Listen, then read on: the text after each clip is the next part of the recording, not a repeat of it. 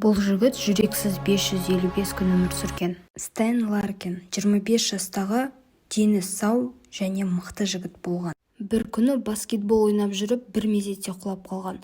Оны дереу ауруханаға жеткізген соң, дәрігерлер оған сирек кездесетін жүрек ауруы деген диагноз қойған. Сондықтан оның жүрегін алып тастауға тура келген. 2014 жылы қараша айында жүрегін алып, оның орнына жасанды жүрек қойған.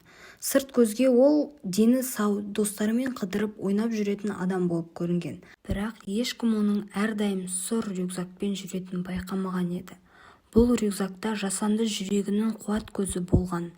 Қайда барса да өзімен көтеріп жүруге тиіс еді. Өзінің жаңа жүрегін алғанша ол 555 күн жасанды жүрекпен өмір сүрген.